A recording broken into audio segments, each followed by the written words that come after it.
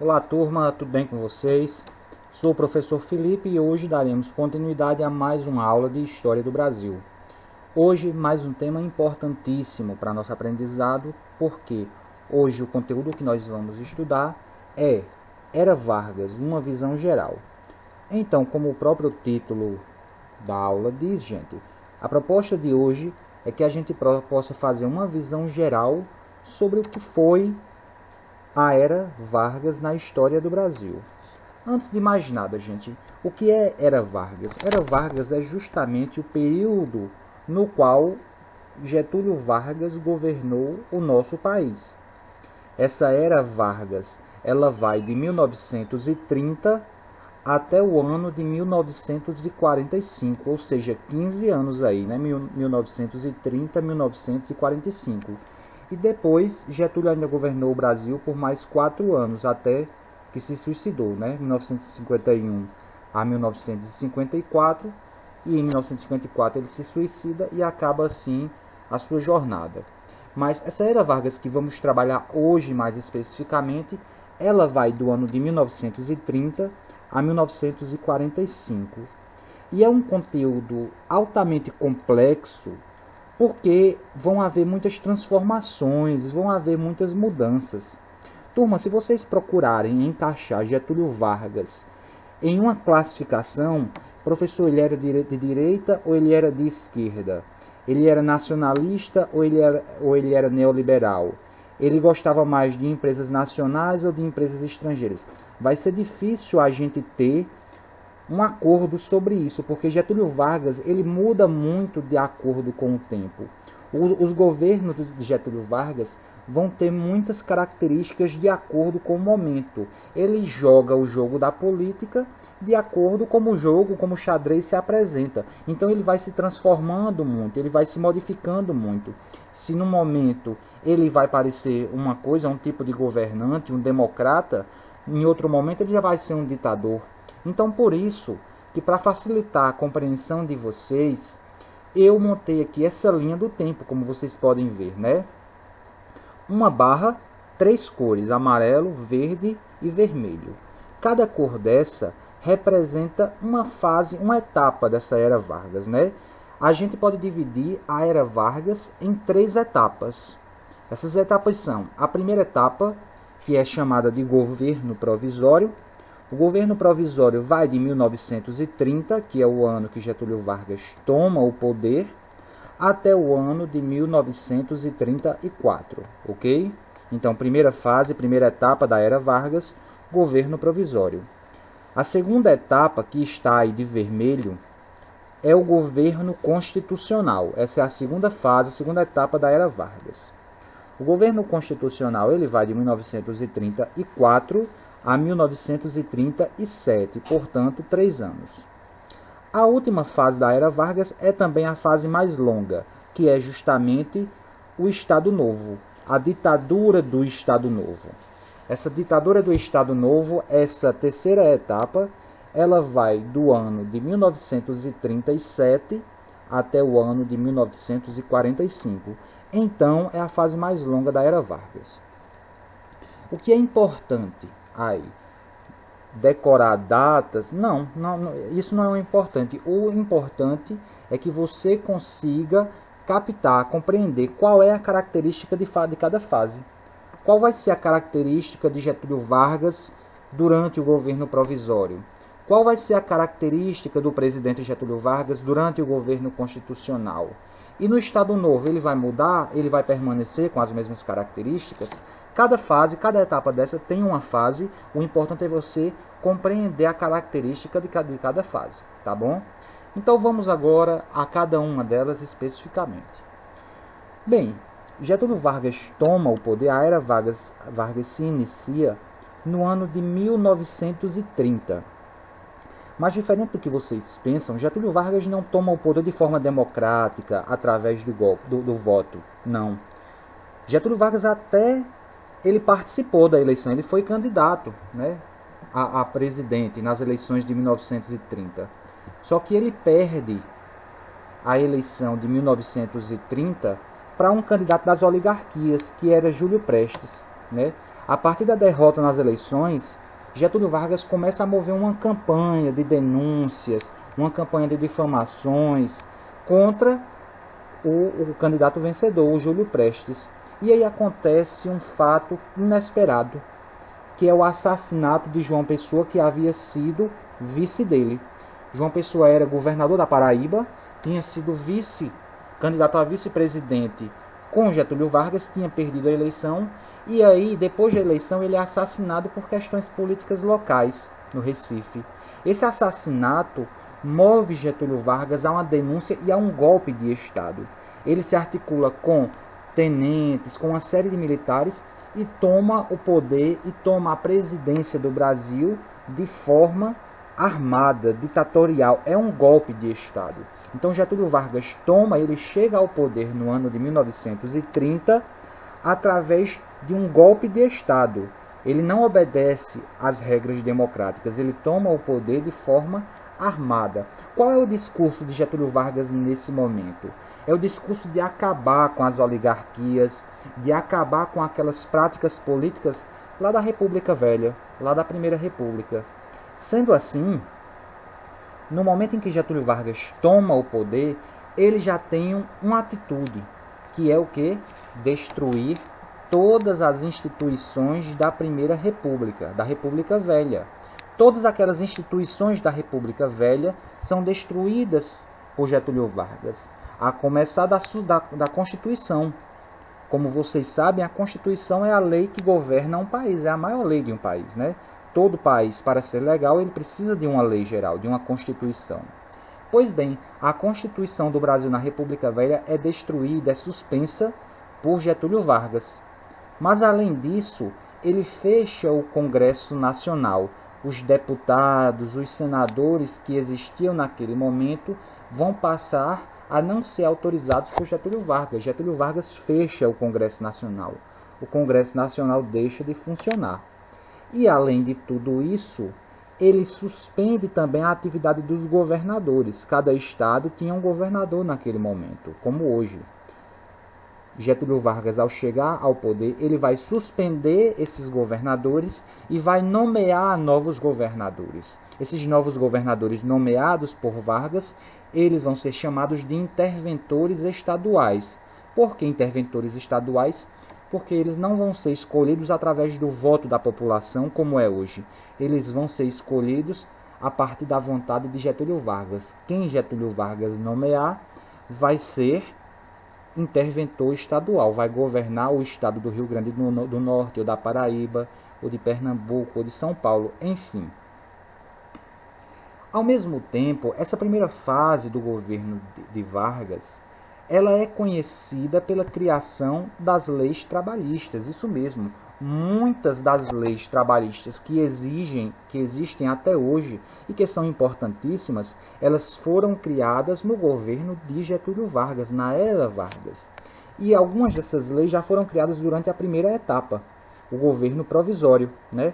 Então, quais são elas? As principais são a jornada diária de 8 horas, ou seja, a jornada máxima diária de trabalho de um trabalhador são 8 horas diárias. Se passar disso, o empregador ou o empresário tem que pagar hora extra. O direito à aposentadoria também é criado nesse período. A regulamentação do trabalho feminino, ou seja, o conjunto de leis também ser aplicado às mulheres no trabalho. Todas essas leis, elas são criadas durante o período do governo provisório, a primeira etapa da era Vargas. Agora, por que esse nome, governo provisório? O próprio nome já explica, né, gente? A palavra provisório significa temporário. É um governo provisório, é um governo temporário. Esse governo será provisório até que o Brasil tenha outra Constituição, tenha outra lei. É bom lembrar, Getúlio Vargas, ele destrói, ele suspende a Constituição, a lei anterior da República Velha. Então ele diz, não, eu vou me manter no poder até que a próxima lei, até que a próxima Constituição seja construída, seja publicada. Essa Constituição, essa nova Constituição, é publicada no ano de 1934. No momento em que se publica essa nova Constituição, acaba a fase do governo provisório, essa primeira etapa, e iniciamos já a segunda etapa da era Vargas, que é justamente o governo constitucional. Por que governo constitucional, professor? O próprio nome já explica, porque a partir de agora o governo tem uma lei. O governo vai ter uma Constituição, ok?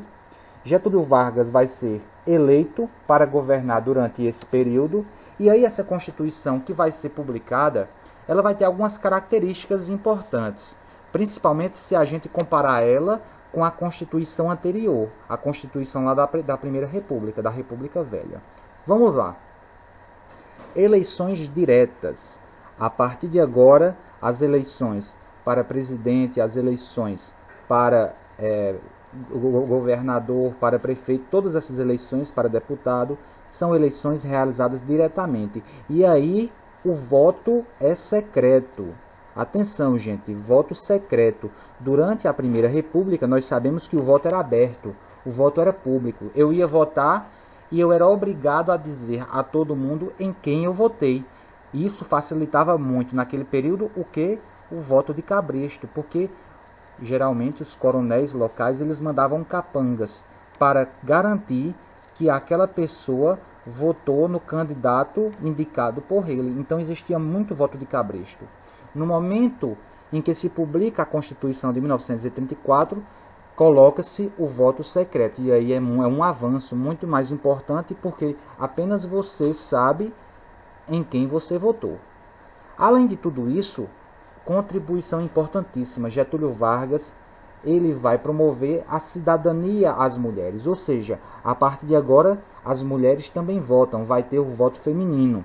Durante a República Velha eram apenas os homens que votavam, né? República Velha muito machista, apenas os homens tinham a cidadania, tinham o direito de votar. Já a partir de 1934, não. As mulheres também vão ter direito ao voto. É importante dizer que isso não foi uma coisa dada. Isso é uma luta muito ampla, muito grande do movimento feminista, que já há décadas lutava por esse direito de cidadania às mulheres. Então, essas são as características principais dessa Constituição de 1934. Agora, na verdade, essa segunda fase da era Vargas, o governo constitucional, ela é muito marcada pelo processo de radicalização política, ou seja, a política muito mais radical, cada vez mais radical. E aí essa radicalização tinha dois polos, dois lados, um lado de direita e outro lado de esquerda. O lado de direita era o lado do integralismo. O que era o integralismo? O integralismo foi uma ideia política, um movimento político surgido no Brasil e inspirado no nazismo. Isso mesmo, no nazismo. Se vocês forem perceber o momento, 1934, é justamente nesse momento que o nazismo está crescendo, ganhando força lá na Alemanha, que o fascismo está crescendo, ganhando força lá na Itália. Então, alguns brasileiros vendo esse movimento de crescimento, eles fundam aqui no Brasil um tipo de fascismo também, um tipo de nazismo. Esse nazismo brasileiro, esse fascismo brasileiro, será chamado de integralismo. Ele era altamente nacionalista, conservador e era liderado por uma pessoa chamada Plínio Salgado. Ele era o grande líder do nazismo no Brasil. Se tínhamos o integralismo à direita, à esquerda também teremos um movimento de radicalização, que será a ANL, Aliança Nacional Libertadora, ok? O principal líder dessa ALN, da Aliança Nacional Libertadora, será Luiz Carlos Prestes, um conhecido comunista brasileiro naquele momento. Sendo assim, o principal objetivo da ANL era justamente combater quem?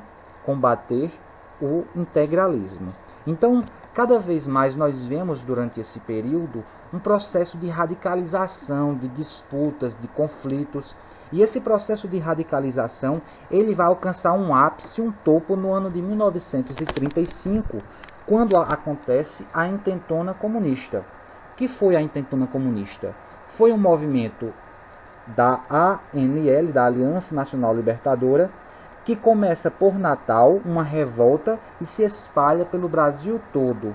A partir dessa revolta, nessa intentona comunista, a ANL, a esquerda, tenta tomar o poder de Getúlio Vargas através de um golpe de Estado. A esquerda tenta tomar o poder. Só que esse movimento fracassa, ele vai abaixo. Luiz Carlos Prestes, que era o grande líder da esquerda nesse momento, é preso por Getúlio Vargas. Inclusive a esposa dele, Olga, ela é enviada para a Alemanha e vai morrer lá no campo de concentração. E aí, essa intentona comunista é a grande desculpa para Vargas. Getúlio Vargas estava sentindo a pressão dessa radicalização política. Quando acontece a intentona comunista em 1935, ele já se prepara e arma um golpe, que vai acontecer em 1937. Ou seja, Getúlio Vargas dá um golpe no próprio governo. Para quê? Para se tornar um ditador. Ele deixa de ser um presidente eleito, constitucional, e passa a ser um ditador. É a partir desse momento, é a partir do ano de 1937, que acaba a segunda fase do governo constitucional e começa a terceira fase da Era Vargas, a última fase da Era Vargas, que será justamente a ditadura do Estado Novo, quando Getúlio Vargas continua no poder, mas agora de forma muito mais radical, como um ditador. Ele vai ser realmente um ditador, ok? Essa terceira fase da Era Vargas, ela vai do ano de 1937, quando acontece o golpe do Estado Novo, até o ano de 1945. E aí, essa fase do Estado Novo, essa ditadura do Estado Novo, tem duas características muito interessantes. A primeira característica é que é uma ditadura, mas ao mesmo tempo que é uma ditadura, Getúlio Vargas vai buscar produzir uma modernização do país.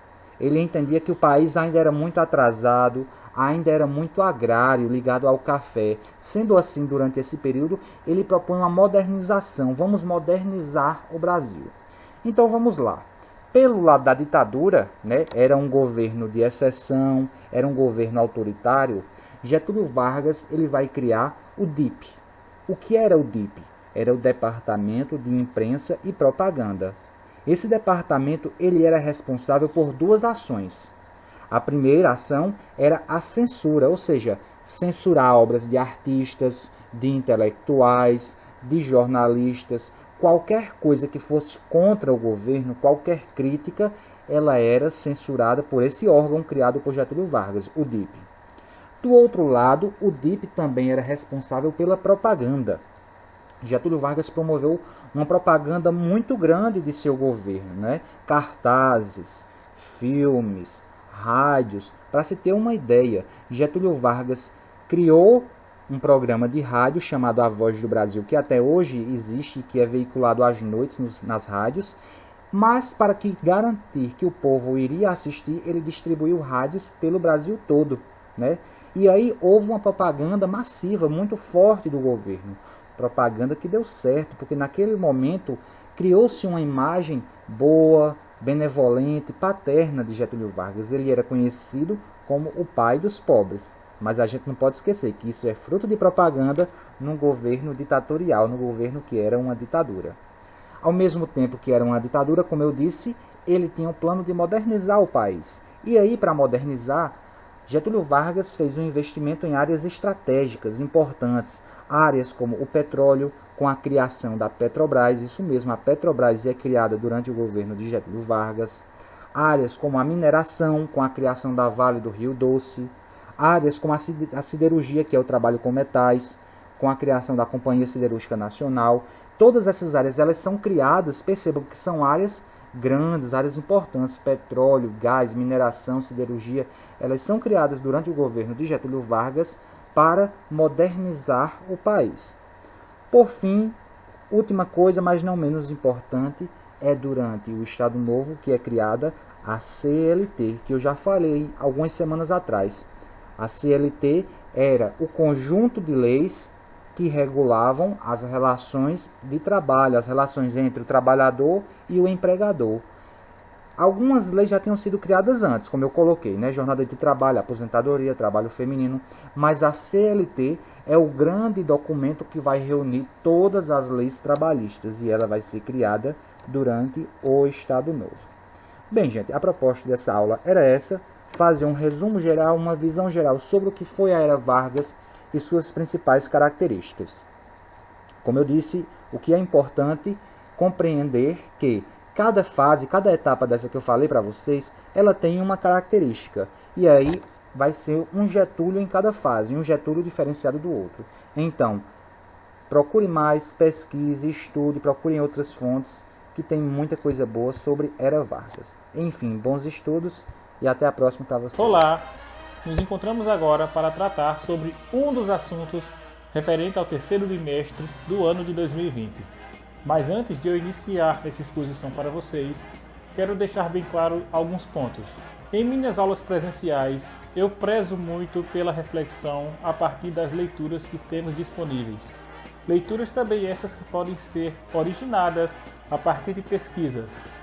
Porém, nesse formato de aula, videoaula, eu não estou tendo como interagir com vocês diretamente como eu gostaria que fosse. Por esse motivo que eu estou também apenas expondo alguns pontos, os quais eu quero apenas que vocês reflitam e não precisa decorar ou memorizar nada agora, porque quando retornarmos às aulas presenciais, eu vou passar por alguns deles novamente. As questões que eu exponho para vocês nas atividades, vocês já notaram que são questões subjetivas, ou seja, vai de acordo com a opinião de vocês. É claro que dentro do contexto da reflexão do texto que eu li para vocês.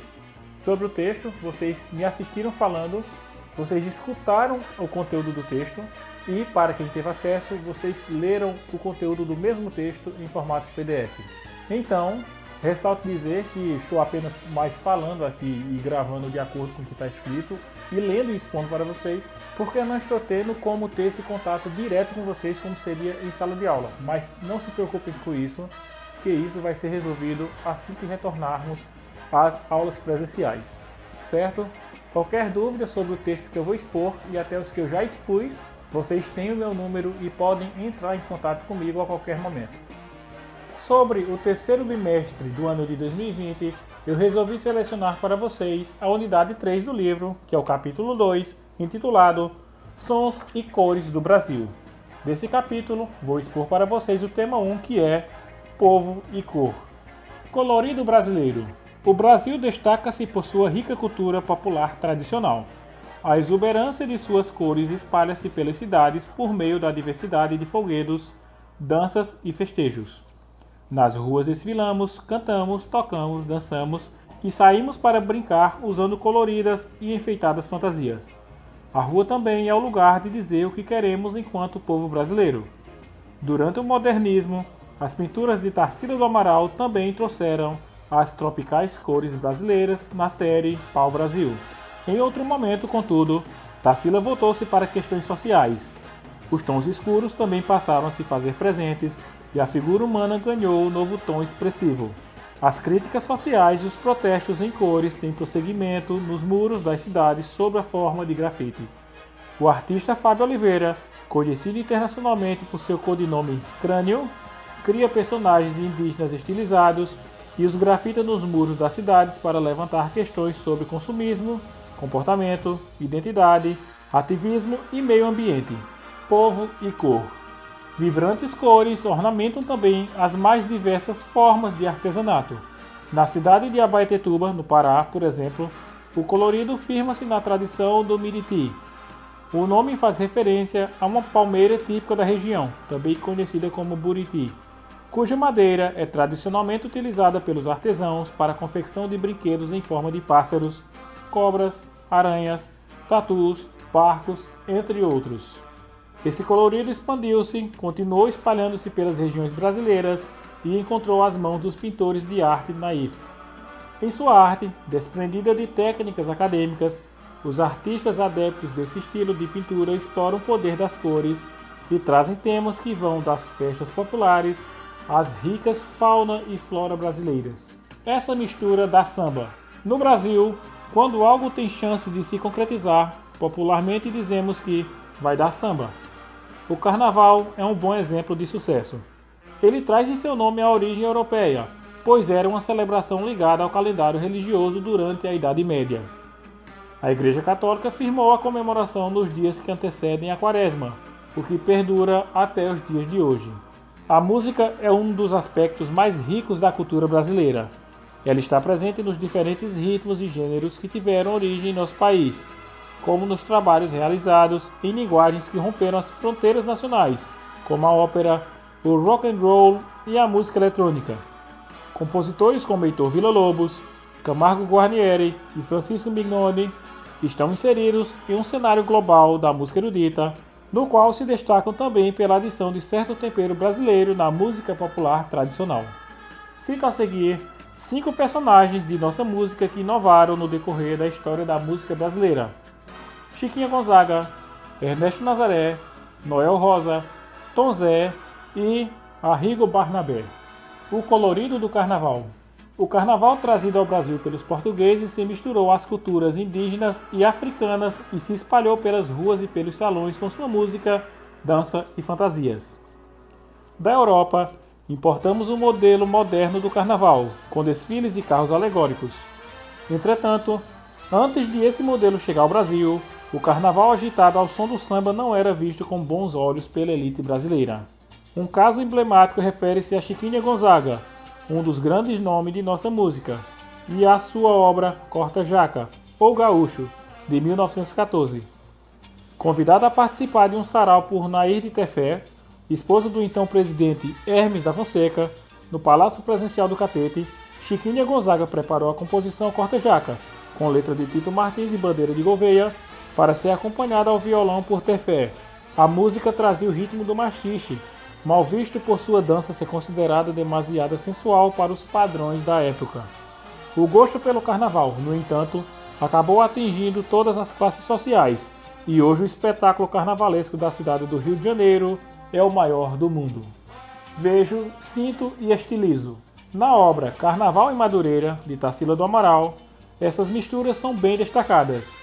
Podemos identificar a presença das origens africanas, as bandeiras e os enfeites de cabeça, o ambiente popular e, ao mesmo tempo, uma réplica cenográfica da Torre Eiffel de Paris, França, uma casinha embandeirada e um dirigível pendurado. Palavra da artista, Tarsila do Amaral. Eu invento tudo na minha pintura, e o que eu vi, eu senti, eu estilizo. Tintas e cores. A cultura tradicional brasileira é repleta de cores vivas e pintores nelas se inspiram para criar belas imagens. Esse colorido brasileiro tem presença marcante nas obras de arte naif. As formas que aparecem nessa obra não procuram fazer um registro preciso da realidade. Na arte naif, as técnicas de composição visual acadêmica não são importantes. O que se vê é a espontaneidade das formas e das cores. Se observarmos as representações, encontraremos uma leveza doce, que nos remete à infância e às brincadeiras. Alguns artistas podem até se aproximar mais da representação fiel e do uso da perspectiva, mas resguardam as cores e as formas que marcam a arte naif. Ampliando, o termo naif vem do latim nativus, que significa nascente, natural e espontâneo. Os artistas que trabalham a arte naif criam com grande espontaneidade, não seguem regras rígidas ou técnicas usuais na construção de imagens e usam materiais diversos, muitas vezes o que tem à mão. É popularmente aclamada como uma arte livre de convenções. A tradição da cor. A cultura tradicional brasileira é repleta de cores vivas, das congadas às festas de Bumba Meu Boi. As roupas e os acessórios trazem um rico colorido. As escolas de samba.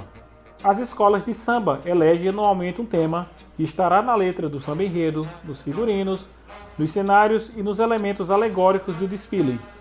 O enredo enfoca personagens e fatos históricos ou temas marcantes da cultura. Assim como nas peças de teatro, nos roteiros dos filmes, séries e novelas e nas letras de música, os temas escolhidos envolvem muito estudo e trabalho para que a escola possa apresentar na avenida fatos, impressões ou sentimentos de forma contagiante e fiel. O carnaval integra muitas linguagens, esculturas em carros alegóricos, emblemas em porta-estandarte, figurinos coloridos e exuberantes, coreografias ensaiadas e ritmadas ao som da bateria, som de percussão e o canto do samba enredo. Bonecos do Carnaval. Em regiões como o Nordeste brasileiro, o Carnaval acontece na rua com bonecos gigantes, representando personagens inspirados na história e cultura do Brasil ou nascidos do imaginário popular. É possível criar desenhos, projetos, para um boneco gigante, que pode ser concretizado depois com papel machê. Os bonecões ou figuras que vemos em carros alegóricos podem ser feitos com diferentes técnicas e materialidades, mas há uma tradição no artesanato e na cultura popular do carnaval, que é a técnica do papel machê. Infelizmente, eu ainda não consigo editar vídeos direto no celular, colocando imagens, textos, exemplos, e não consigo fazer isso no meu notebook porque ele está com muitos problemas. Até por esse motivo também que eu prefiro enviar para vocês em formato PDF esse texto que eu expus para vocês e junto deles vão as imagens referentes ao tema. Procurarei, assim que voltarmos às aulas presenciais, passar por cada ponto importante desses. Qualquer dúvida, estou à disposição. Vocês têm meu número e podem entrar em contato comigo. Muito obrigado e até muito em breve.